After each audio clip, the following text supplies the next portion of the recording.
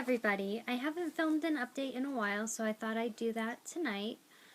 I went to the fertility doctor on March 10th, and basically she said that the SIS did actually show scar tissue in my uterus, so I have to go in and have that removed.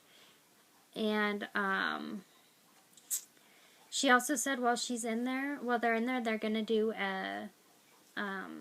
basically a blue dye test. They're going to run blue dye up through my uterus, through my tubes, to make sure that there's no blockages or anything like that. And they are going to, while they're in there, they're going to go in laparoscopically as well as a hysteroscopy and do look for scar tissue on the outside. She said that they're really concerned about damage to my right tube from a couple of years ago when I had appendicitis. So hopefully nothing's wrong there, but I mean, either way, they have to go in for surgery. They said once they remove the scar tissue from my uterus, they're actually going to fill my uterus with a balloon and then fill that with saline solution. And I'll have to keep that in for 2 to 3 weeks, she said. So, yeah, that sounds pretty painful. I don't really want to do that, but whatever's going to get me to a baby, I'm going to do regardless. So, they told me originally that I had to take a week off of work, which my work wasn't happy about, but again, they'll come around. Whatever I gotta do, regardless. I actually found out today, though, that they want me to take off 2 weeks because I work with emotionally disturbed children, so they can't risk anything happening to the incisions or the balloon while I'm at work, so I have to take 2 weeks off, which sounds like fun, but I'll be recuperating, so how much fun could that possibly be? What else did they say? I still don't have a confirmed ovulation yet.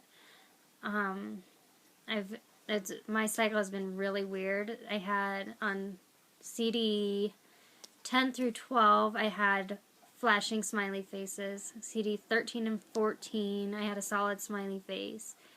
CD 15, I had an open circle. 16, flashing smiley face. 17, 18, solid smiley face. 19, open circle. 20, flashing smiley face. I'm out of tests, so I'm done testing because my body's just, I don't know what it's doing. My temps definitely have not jumped up at all. I'll put a link to my fertility chart in the signature so you can see, but it's just, there's no confirmed ovulation at this point in time. So I talked to the doctor, and she said no birth control because I still haven't even ovulated, so who knows what's going on, and that we have to abstain for the next 3 weeks. Pretty sure that's not going to happen. I mean, we're newlyweds, so, you know. But I did get this. It's Conceptorol. It's, I guess, a spermicide, non-hormonal.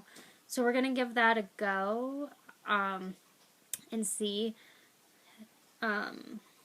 Just see how it goes, because at this point we can't risk pregnancy for surgery because they said there's a 99% chance of miscarriage until they get the scar tissue removed. So we have to abstain, but I doubt that's going to happen, but I have backup methods just in case.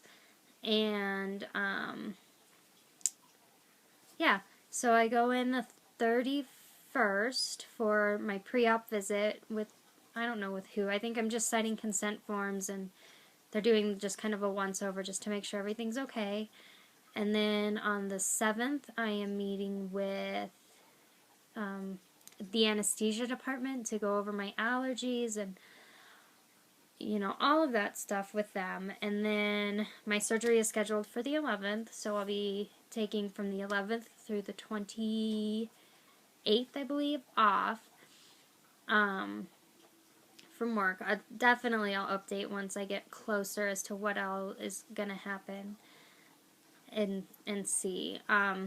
One thing that I didn't know, something that I think people should probably be aware of, with a surgery like this, they're actually coding it under endometriosis so that it will be covered through health insurance. They're still waiting for one code to be authorized,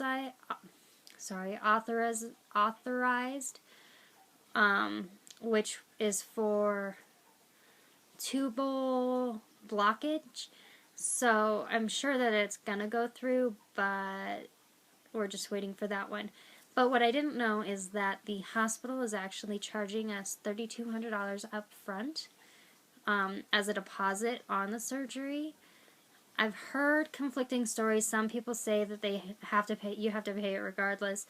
Some people have said that you can actually tell them that you're not going to pay that they need to bill your health insurance first and then you'll pay from there. Through Whole Foods, my husband actually has really good benefits. So aside from, we have a high deductible plan, so we have to pay like $3,600 out of pocket before they'll even cover anything. Right now, I think we have about $1,200 left to pay before they'll cover. So if anything, I think that my deposit or whatever should only be $1,200, not $3,200. So I'm gonna call the financial board in the morning and see if there's something that we can work out for that one, because I did not know that they make you pay ahead of time for surgery, even if you have health insurance. Another thing, just kind of overall, I'm really worn out, exhausted, really stressed out. Everybody's really trying to be great, trying to get my mind off of things, but it's just kind of one slow thing after another. At work, I've actually been really stressed. I've been trying hard not to let these kids really affect me so much and stress me out. But I've done more holds and restraints this past 2 weeks than I ever have in my entire life. And, you know, it's really exhausting, just the constant drain that they're, you know, that I'm under. So hopefully once we get all of this stuff taken care of, I can be much more relaxed. I'm going to look into some relaxation methods. There's some things that I've tried to do. Sorry, that was my husband on the phone. Just to relax, but they're not working, so I'm going to find something else for sure. And hopefully, I mean, we'll see what happens, but I think that's it for now. So my next steps are basically just to wait for this to get authorized, wait for my dear Aunt Flo to arrive so that I can go in for blood tests for progesterone, for FSH, and for antiphospholipid test number 3, and then just keep on trucking for 3 more weeks until my surgery. So I'll definitely update sooner. Check out my blog if you haven't checked out my blog. If you're on my blog, hello.